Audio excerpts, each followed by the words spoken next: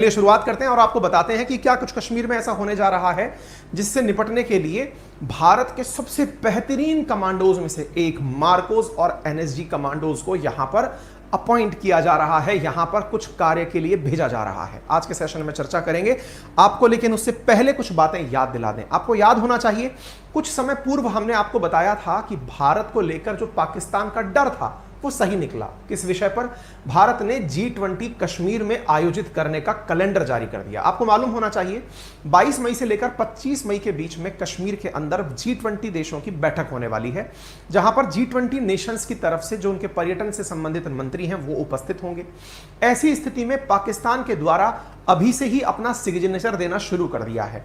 चाहे पुंछ के अंदर हुआ आतंकी हमला हो, जिसके बदले में कश्मीर की जनता जो है वो एक सौहार्द की मिसाल पेश करती दिखाई दी थी, या फिर हाल ही के समय पर पाकिस्तान के द्वारा ओपनली यह स्वीकार किया जाना हो कि कश्मीर में होने वाले इस इवेंट को वो पूरी दुनिया के अंदर एक्सपोज करेगा, यानी कि वो बताएगा कि पाकिस्तान के मतलब कश्मीर के खिलाफ किस प्रकार से इंडिया एक प्रोपेगेंडा कर रहा है। पाकिस्तान ने साफ साफ यह कहा है कि वो कश्मीर के मुद्दे को फिलहाल अंतरराष्ट्रीय स्तर पर इतना उठाएगा ताकि जो अंतरराष्ट्रीय कम्युनिटी वहां आ रही है उसे यह पता चले कि जो कश्मीर यूएन के मध्य में या यूएन के पास में विवादित स्थान के रूप में रजिस्टर्ड है, वहां पर इंडिया किसी अंतरराष्ट्रीय इवेंट को कैसे आयोजित कर सकता है। अब संभव है कि इस समय पाकिस्तान जो है वो कोई ऐसी हरकत कर दे जिसके चलते कश्मीर में अलगाववाद या बगावती जो लोग हैं वो कोई ऐसी हरकत कर दें जिससे G20 लोगों को यह लगे कि देखिए कश्मीरी ही परेशान है इस बात से, क्योंकि कोई सुनना नहीं चाहता है। ऐसी स्थिति में पाकिस्तान उन्हें बरगलाने की कोशिश कर रहा है। हाल ही में कश्मीर के अंदर रह रहे हुर्रियत के नेताओं के द्वारा पाकिस्तान के राष्ट्रपति अलवी जो है उसको लेटर भेजकर कहा गया है कि आप कुछ कहते क्यों नहीं। तो ऐसी स्थिति में शहबाज शरीफ ने आश्वासन देते हुए कहा है कि आप चिंता मत करिए, हम अंतरराष्ट्रीय मंच पर इस विषय को कि इंडिया किस प्रकार से कश्मीर को अंतरराष्ट्रीय देशों को इकट्ठा करने के मंच के रूप में एकत्रित कर रहा है, जो कि पूरी तरह गलत है, और हम पूरी तरह इसको प्रोपोगेट करेंगे। अब इस स्थिति में दो स्थितियां बनकर आती हैं कि एक, इंडिया के केस में पाकिस्तान संभव है चालाकी क्या चल सकता है कि वो दुनिया के सामने दिखाने के लिए अंतरराष्ट्रीय स्तर पर खूब सारा विरोध दर्ज करा सकता है कि देखिए ये क्या गलत कर रहे हैं, करना नहीं चाहिए। दो चार देशों को भड़का भी सकता है। संभव है चीन को भड़का दे कि देखो आपको नहीं जाना चाहिए यहां पर, सऊदी को भड़का दे कि देखो आपको नहीं जाना चाहिए यहां पर G20 के मेंबर्स की बैठक में। एनीवे, दूसरी जो बात यहां पर इंपॉर्टेंट है वो क्या है, वो कश्मीर में रह रहे जो लोग हैं, जो नासमझ लोग हैं, जो बरगलाने में तुरंत चले आते हैं, उन्हें भी भड़का सकता है कि तुम लोग कुछ ऐसी हरकत कर दो जिससे कि लोगों का ध्यान चला जाए तुम्हारी तरफ कि देखो तुम्हारे साथ क्या हो रहा है। ऐसी स्थिति में जब ये दोनों बातें निकल कर आती हैं तो इनसे निपटने के लिए भारत ने अपनी तैयारी कर ली है। जब हमने अपनी तैयारी कर ली है तो हमने अपनी तैयारी में मराइन कमांडोज और आर्मी जो है वो G20 की बैठक से पहले श्रीनगर में नियुक्त करने भेज दी है। मराइन कमांडोज जिन्हें आप मार्कोस के नाम से जानते हैं, NSG commandos to be deployed to secure G20 meet in Kashmir, आप यहां पर सुर्खी देख सकते हैं, मराइन और NSG commandos to be deployed to secure G20। अब आप पूछेंगे इनके करने से क्या हो जाएगा। साथियों, आज ना हम इनके बारे में जानेंगे, कौन है हमारे देश के ये मराइन कमांडोज जिन्हें मार्कोस कहते हैं, और एनएसजी कमांडोज जिन्हें यह माना जाता है कि दुश्मन के 1000 सिपाही एक तरफ, एक हमारा सिपाही एक तरफ, क्योंकि इनका सिलेक्शन ही 10,000 में से पहले 1,000 में आना होता है और फिर 1,000 में से 1 में आना होता है, तब जाकर के बनकर आता है मार्कोस। कहते हैं कि मार्कोस और एनएसजी, मार्कोस होने को तो नेवी के कमांडोज हैं, लेकिन ये एयरफोर्स की एक्टिविटीज, नेवी की एक्टिविटीज और थल सेना की एक्टिविटीज तीनों को बखूबी निभाना जानते हैं, यानी इन्हें कहीं पर भी उतारा जा सकता है। ये वो लोग हैं जो पानी के अंदर साइलेंटली डूबकर, यानी जैसे वहां डल लेक है तो डल लेक के अंदर कोई ऐसी गतिविधि ना हो जाए तो संभव है कि मार्कोस वहां पर तैनात रहकर किसी भी विकट परिस्थिति से निपटने के लिए पानी में डाइव लगाकर उस स्थिति से निपटाया जा सके। ऐसे ही एनएसजी कमांडोज, तो इनको यहां पर तैनात किया गया है। तो इसका क्या उद्देश्य होगा आज के सेशन में हम समझेंगे। आज के सेशन में हम चर्चा करते हैं और बताते हैं कि marine and NSG commandos will be deployed to secure the venue the G20 working group meeting schedule to be held in Kashmir later this month. 22 से 25 मई के बीच में जो होने वाली बैठक है उसको कंप्लीट करने के लिए इन कमांडोज को भेजा जा रहा है। तो जैसा आप सभी जानते हैं भारत के अंदर अगर हम यूनियन टेरिटरी 370 हटाने की अगर बाद में बात करें तो हमारे देश में जम्मू कश्मीर और लद्दाख नाम से 2 यूटी नए बन के आए थे। उनमें से जम्मू कश्मीर जो है उसकी राजधानी श्रीनगर के अंदर यह बैठक आयोजित की जानी है। सिक्योरिटी ऑफिशियल्स का कहना है कि जो भी इस मीटिंग को अटेंड करेंगे वहां पर सिक्योरिटी रिव्यू पहले से ही किया जा रहा है और पोटेंशियल टेरर अटैक्स जो पॉसिबल हैं उनसे निपटने की तैयारी की जा रही है। तो देखिए, 2 प्रकार के यहां पर टेरर अटैक संभव है। पहला एक अटैक संभव है जो अभी हाल ही में पुंछ के दौरान हुआ। पुंछ में क्या हुआ था, मतलब आर्मी के एक व्हीकल के ऊपर आतंकियों के द्वारा गन फायर किया गया था, ग्रेनेड से हमला किया गया था। दूसरी स्थिति क्या है जो कुछ समय पूर्व आपने पुलवामा में सुनी थी, क्या कि जाते हुए सेना के काफिले के ऊपर एक गाड़ी के अंदर आरडीएक्स लोड करके लाए गए और उसे गाड़ी से टकरा दिया गया। तो ये 2 प्रकार की स्थितियां हैं जो यहां संभव हैं। इन दोनों से निपटने के लिए ही असल में स्ट्रेटेजी बनाई जा रही है, ऐसा सिक्योरिटी फोर्सेस का कहना है। ये जो व्हीकल के अंदर भर करके लाने वाली चीजें हैं ना, इन्हें वीबीड के नाम से जाना जाता है। आप इधर देख सकते हैं, vehicle born improvised explosive devices, यानी कि व्हीकल्स में एक्सप्लोजिव भर करके लाना और उन्हें किसी भी जगह टकरा देना। कुछ इस तरह की जो घटनाएं हैं उनसे निपटने के लिए यहां पर कोशिशें की जाएंगी। यानी कि ऑलरेडी पता है कि जो पुलवामा में हुआ था वैसा दोबारा ना हो जाए। अंतरराष्ट्रीय स्तर पर भारत की सुरक्षा की जो गारंटी है वो दुनिया को लगे कि हां, इंडिया ने वादा किया था जो निभाया है। साथियों, आपको मैं याद दिला दूं, जिन मार्कोस की हम बात कर रहे हैं, सुनने में आपको मार्कोस और एनएसजी केवल एक सुर्खी लग सकते हैं, लेकिन एक मार्को बनने में कितना समय और कितना पोटेंशियल, कितना टैलेंट इन्वॉल्व होता है उसकी बयानगी आप इन बयानों से देख सकते हैं कि देश में चाहे आतंकवाद हो, नेवी ऑपरेशन हो, एंटी पायरेसी ऑपरेशन हो, इन सबसे निपटने में जिन कमांडोज का उपयोग किया जाता है उनमें आते हैं मार्कोस। मार्कोस से पहले एनएसजी का गठन हुआ था। मार्कोस 1987 में गठन हुआ था। अगर आपको कभी कुछ पढ़ने का मौका मिले तो मार्कोस के बारे में काफी सारी जिक्र जो है वो न्यूज मीडिया में भी है, बुक्स में भी है, और उनमें यह जानकारी लिखी जाती है, मतलब कई जगह मुझे ऐसे आर्टिकल्स मिले जिन्हें मैंने यहां पर कोट नहीं किया है। कहते हैं कि जब इंडिया आए थे ओबामा, तो अमेरिका की फोर्सेस ने जिस हमारी सुरक्षा एजेंसी से सुरक्षा की मांग की थी कि इंडिया के मार्कोस अगर हमें सुरक्षा प्रोवाइड करा दें तो that is nothing like it, यानी कि उससे बेहतर हमारे लिए कुछ नहीं होगा। कुछ ऐसी फीलिंग्स थी उनकी। आप इससे अंदाजा लगा लीजिए कि दुनिया में जो सबसे, मतलब एक तरह से समझा जाता है कि सब तरह के सबसे निपटने वाले जो कमांडोज जाने जाते हैं वो नेवी के, अमेरिकन नेवी के सील कमांडोज होते हैं। उनसे भी कई मामलों में बेहतर है हमारे मार्कोस कमांडोज। तो ये मार्कोस कमांडोज जो हैं, इनके बारे में कहा जाता है द फ्यू द फियरलेस, ठीक है ना।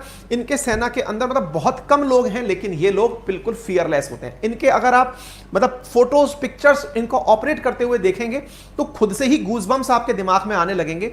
हर प्रकार की गतिविधि के लिए ये पूरी तरह चौकन्ने और तैयार रहते हैं।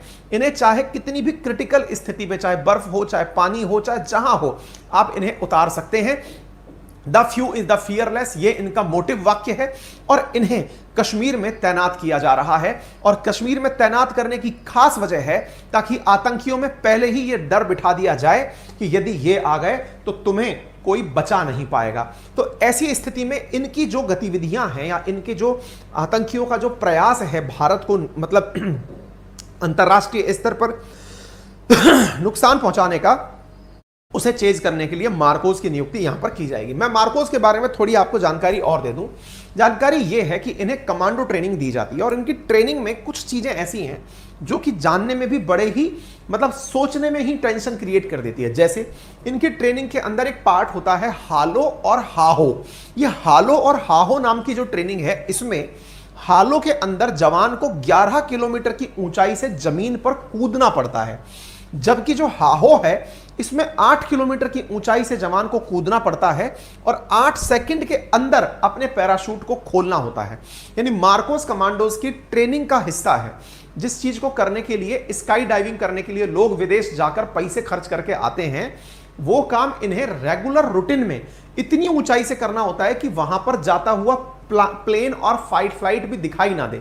इतनी ऊंचाई से स्काई डाइविंग वगैरह नहीं कराई जाती हैं जितनी ऊंचाई से इन लोगों को ड्रॉप कराया जाता है। 11 किलोमीटर ऊंचाई, आपको ऊपर दिखाई नहीं देगा कि ऊपर प्लेन है भी या नहीं है। और आप सोचिए उस जगह से कमांडो को कुदा दिया जाता है, आपको अंदाजा भी नहीं होगा कि ऊपर से आपके लिए काल बनकर कौन आ रहा है। यह है मार्कोस कमांडो। साथ में इनकी ट्रेनिंग के अंदर इनको अपने कंधे पर 25 किलो का भार लेकर और कीचड़ में अपनी कमर तक अपने आप को दबाकर 800 मीटर की दौड़ लगानी पड़ती है। आप इससे अंदाजा लगाइए, 25 किलो वेट आपके कंधे पर, कीचड़ के अंदर आप कमर तक धसे हुए हैं, आपको चलना इतना मुश्किल है कि आप प्रॉपर निकल जाएं, वो अपने आप में एक चुनौती है। उस बीच में आपको कंधे पर वजन लेकर 800 मीटर की दौड़ लगानी है। ये इनके ट्रेनिंग के कुछ ऐसे हिस्से हैं या किस्से हैं जिन्हें सुनकर ही आपको गूज़बम्स आने चाहिए।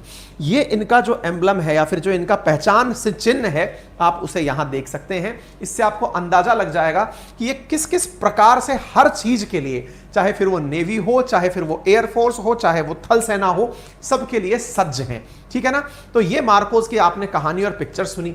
इसके साथ साथ अब दूसरे जो कमांडो यहां भेजे जा रहे हैं वो हैं हमारे एनएसजी कमांडोज।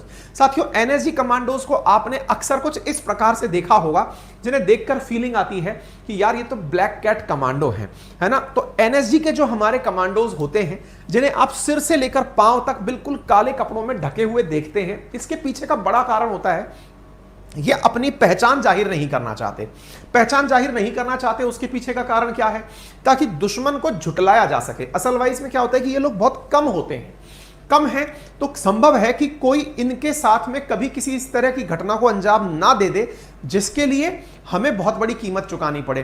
तो अपनी पहचान को गुप्त रखते हुए ये काम करते हैं। और एनएसजी, जिसे नेशनल सिक्योरिटी गार्ड कहते हैं, इसमें नियुक्ति लेना अपने आप में बहुत टफ है। जैसे कि नेवी के अंदर से हमारे मार्कोस बन के आते हैं, ऐसे एनएसजी जिसका गठन 1984 में आतंकवाद से निपटने के लिए किया गया था, कहते हैं कि इसमें एंट्री लेने के लिए कोई डायरेक्ट भर्ती नहीं है। इसमें एंट्री लेने का जो तरीका है वो कम से कम आपको 10 सेना के अंदर 10 साल का अनुभव होना चाहिए। नंबर एक, जो इंटरनेट पर, सोशल मीडिया पर प्राप्त जानकारी है वही मैं आपसे साझा कर रहा हूं। मेरे पास में कोई भी ऑफिशियल डेटा नहीं है। मैं जो न्यूज चैनल्स में, पत्र पत्रिकाओं में लिखा हुआ है वो आपसे साझा कर रहा हूं। उनमें से कहा गया है, पत्र पत्रिकाओं में चर्चा है कि इनके लिए कहा जाता है कि जब इन्हें मतलब एंट्री दी जाती है तो कहा जाता है कि 53% एनएसजी के कमांडो ऐसे हैं जिन्हें इंडियन आर्मी से चूज किया जाता है, और 45% हमारे एनएसजी कमांडोज ऐसे होते हैं जिन्हें सीआरपीएफ, आरपीएफ, आईटीबीएफ, बीएसएफ आदि इनसे चुना जाता है। आप इससे अंदाजा लगा सकते हैं कि इन्हें अर्धसैनिक बल और भारतीय सेना में से चुन करके निकाला जाता है। इनकी खासियत है, इनका मोटिव वाक्य है क्या? नेवर से गिव अप, यानी छोड़ना नहीं है। यानी कि अगर वो कह दिया ना, जब तक मतलब कहते हैं जब तक तोड़ेंगे नहीं तब तक छोड़ेंगे नहीं, ये उस प्रकार के मोटिव वाक्य से प्रेरित रहते हैं। आप इन्हें अक्सर बड़े बड़े जितने हमारे राजनेता हैं या फिर देश में हुए ऐसे आतंकी हमले हैं उनमें आप इन्हें देख सकते हैं। जैसे प्रधानमंत्री के साथ में आपको जो कमांडोज, हालांकि फिलहाल एसपीजी की सुरक्षा दी जाती है, स्पेशल प्रोटेक्शन फोर्स की फोर्स होती है, लेकिन एनएसजी की सुरक्षा भी वहां पर उपलब्ध रहती है। ठीक है ना। इन्हें आप बहुत सारी, जैसे अगर ताज की बात की जाए तो ताज पर जब मुंबई आतंकी हमला हुआ था हमारे देश में, पाकिस्तान द्वारा करवाया गया था, उस समय भी हमारे मार्कोज ने और एनएसजी कमांडोज ने मोर्चा संभाला था और आतंकियों को यहां से मतलब पूरी तरह से जमीन के सुपुर्द कर दिया था। ठीक है ना। तो अब आप इस बात की आवश्यकता समझ लीजिए, क्योंकि ये वो ऑफिशियल कटिंग है जिसमें पाकिस्तान ये कह रहा है कि उसकी फॉरेन मिनिस्ट्री इस पूरी प्रक्रिया को एक्सपोज करने की, लोगों के सामने लाने की कोशिश करेगी कि भारत में G20 कश्मीर में नहीं होना चाहिए। यह पाकिस्तानी अखबार डॉन की खबर है जिसे आप देख सकते हैं। और इसके पीछे का बड़ा वजह क्या है कि यहां के जो राष्ट्रपति हैं, राष्ट्रपति अलवी, उनके पास भारत की तरफ से जो हमारे जो मतलब देश में ही रह करके देश के प्रति अलगाव रखने वाले हुर्रियत के नेता हैं, उनके द्वारा एक पत्र लिखकर कहा गया है, पाकिस्तानी राष्ट्रपति ने ऑल पार्टी हुर्रियत कॉन्फ्रेंस की तरफ से महमूद असफ अहमद सागर के पत्र का आधार मानते हुए कि कश्मीर में ही अलगाववादी नेता, हुर्रियत के नेता जो हैं, उनमें से एक नेता असगर ने, महमूद अहमद सागर ने अपने द्वारा एक पत्र लिखकर पाकिस्तान से मदद मांगी है कि आप लोग इस मसले को उठाइए, देखिए ये लोग ऐसे कर रहे हैं। तो भाई ऐसे कर रहे हैं, ऐसे ही होगा। ठीक है ना। तो G20 के अंदर अगर कश्मीर में होता है तो इससे हुर्रियत के अंदर भी ये डर है कि कहीं ऐसा ना हो जाए कि हमारे बारे में लोगों को पता चल जाए। कैसे पता चल जाए? क्योंकि अंतरराष्ट्रीय स्तर पर पाकिस्तान और कश्मीर के हुर्रियत नेता कश्मीर को इस तरह से प्रोजेक्ट करते हैं कि देखिए यहां पर कितना ज्यादा दमन हो रहा है, देखिए यहां पर कितनी ज्यादा लोगों के साथ में नाइंसाफी की जा रही है। उन चीजों को दिखाने के लिए पर्यटन से संबंधित जो मंत्री हैं उन्हीं को ले जाकर कश्मीर दिखाया जा रहा है कि आप आइए कश्मीर में G20 आयोजित करिए, दुनिया के आप 20 इकोनॉमीज। और देखिए, जब भी इस तरह की बैठकें आयोजित होती हैं, चाहे से दोहा के अंदर फीफा का आयोजन हुआ, दुनिया ने आकर के दोहा देखा, ऐसे ही जब कश्मीर में G20 आएगा, दुनिया की सारी बड़ी इकोनॉमीज इंडिया में उपस्थित होंगी, तो ऐसी स्थिति में दुनिया भी जानेगी कश्मीर को रियल में स्वर्ग क्यों कहा जाता है, और यह भी जानेगी कि भारत ने वहां पर डेवलपमेंट के क्या क्या कार्य किए हैं और कश्मीर भारत का कैसे अभिन्न अंग है, यह भी दुनिया को वहां से पता चलेगा। उनके साथ आए हुए रिपोर्टर्स भी ये जान पाएंगे, वो अपने कैमरे में कैद करेंगे कि कश्मीर कितना मायने रखता है, ठीक है ना। तो ये सारी चीजें हैं जो आप यहां पर देख सकते हैं। हाल ही में पुलिस ने या फोर्सेस ने अपने द्वारा सुरक्षा को पूरी तरह से करते हुए 14 मैसेजिंग एप्लीकेशंस जो जम्मू कश्मीर में है, टेरर ग्रुप से संबंधित हैं, उन्हें बैन किया है, जिनके चलते वो लोग बातचीत तो कर रहे थे लेकिन गुमनामी में कर रहे थे। ये क्रीप वाइपर, एनिग्मा, सेफस्विस ऐसे एप्लीकेशन थे जिनके माध्यम से लोग आपस में इंटरनेट कॉलिंग कर रहे थे बिना अपनी पहचान को उजागर किए। इन एप्लीकेशंस पर हाल ही में बैन लगाया गया है और ताजा अपडेट 3 मई का यह है कि 2 टेररिस्ट जो हैं वो एनकाउंटर के अंदर सिक्योरिटी फोर्सेस द्वारा जम्मू कश्मीर के कुपवाड़ा में मारे गए हैं। तो इस प्रकार से वो लोग भी, यानी हुर्रियत और पाकिस्तान भी कोशिश तो ये करेगी कि कैसे कश्मीर को लोगों के सामने एक प्रोजेक्ट किया जाए कि देखिए यहां कितनी अशांति है, और भारत की पूरी कोशिश ये रहेगी अंतरराष्ट्रीय मंच पर यह दिखाने के लिए कि कश्मीर कैसे भारत का अभिन्न अंग है। ये दोनों ही चीजें होंगी। अब देखना होगा कि आगे होता है क्या। अपडेट आपको इस प्रकार की जानकारी के देते रहेंगे। फिलहाल के लिए आपसे एक क्वेश्चन यहां पर प्रीवियस ईयर का है वो साझा किया गया है, और अगर आप चैनल पर नए हैं तो एक गुजारिश है कि चैनल के राइट हैंड कॉर्नर पर नीचे की तरफ एक सब्सक्राइब का बटन दिया हुआ है, आप उसे क्लिक करके हमारे साथ हमेशा कनेक्ट रह सकते हैं।